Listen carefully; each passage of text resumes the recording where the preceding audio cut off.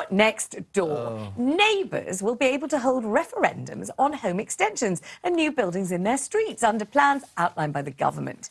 New laws will see street votes on whether loft conversions and conservatories can be built without full planning permission. Ministers say it'll give communities a louder voice and encourage more development. But would you trust nosy neighbours to approve your home improvement plans? Jeremy, would you?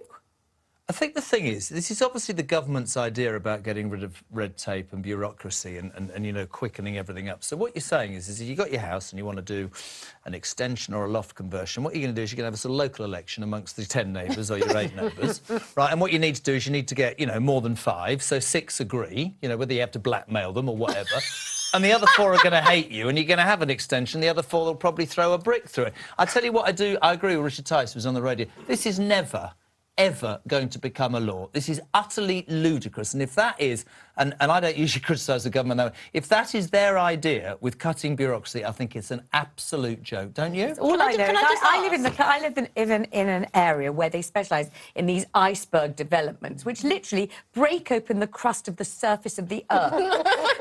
the noise, the dust, the shaking and the quaking of the foundations of your house. I've had it happen on both sides of me. Both times, the work undertaken by each neighbour has taken over 2 years. You can't sleep, you can't breathe, everything's filthy. It's a complete and utter nightmare. So would anybody ever say yes to their next door neighbour or neighbour across the road doing any kind of development or building at all? Everyone's going to say yes. I think it'll Why favour... would you say yes? I think it'll favour the rich, to be fair. Jeremy, you'll be able to pay people, won't you? You'll be able to say, look, tell you what, we're going to do a load of building work and it's going to disrupt you. Here's a few quid. Noisy. We'll bung you, you know, £10,000. People say, OK, we'll agree to it. I think this is a recipe for disaster. I've had great neighbours and people we're still really good friends with, you know, 10 years on, and I've had horrific neighbours we've been in legal dispute with. I mean, people I genuinely, to this day, absolutely hate. I mean, really... What do they do? What do they do? Well, exactly, no. What do they do wrong? Say it. Let's not involve the lawyers at this point. And I think a lot of people have that experience. And the thing is, it's all going to come down to, as you say, like, you know, can you get everyone on side? I think it's different if people are agreeing as a whole street, look, you know what, we're all going to do, get permission for loft conversions, we're all going to improve the values of our homes, and we're all going to do basement extensions and the like, and let's all agree on it. The thing for me, though, is if we actually didn't have stupid things like stamp duty, basically stopping people from moving because you're paying this huge sum of money to the government for nothing, then I think you actually wouldn't need this. People wouldn't need to do these extensions and conversions because they'd be able to move to a house they actually want. I think most of you lot are wrong, to be honest. I think this is good for community. Back in the day,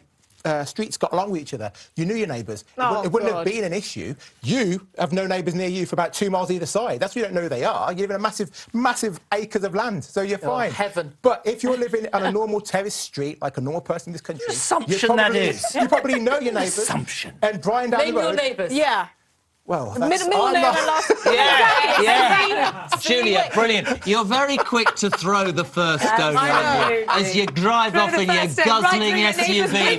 Yeah, back to your... Esther, what about you? What do you think? But you know what? Jeremy said something I found really funny. You'd have to blackmail your neighbours. It wouldn't work unless one of them was having an affair and you knew about it.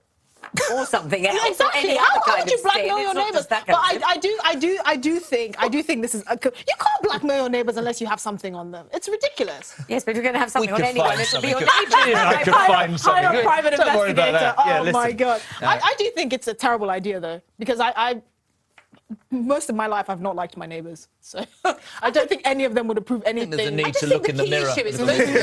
Most of the things that are built are just absolute monstrosities. What was it Prince Charles called them? You know, yes, monstrous carbuncles. And they are, I'm always amazed. You know, I'm not allowed to sort of have non-wooden windows because my local council, but they can build some monstrosity at the end of the road. What we just want is more attractive buildings. Let's build more sort of Victorian-style terraces or Georgian-style terraces. Build homes that people actually want to live in, that are the right size for families instead of getting more developments for foreigners to buy to leave completely empty.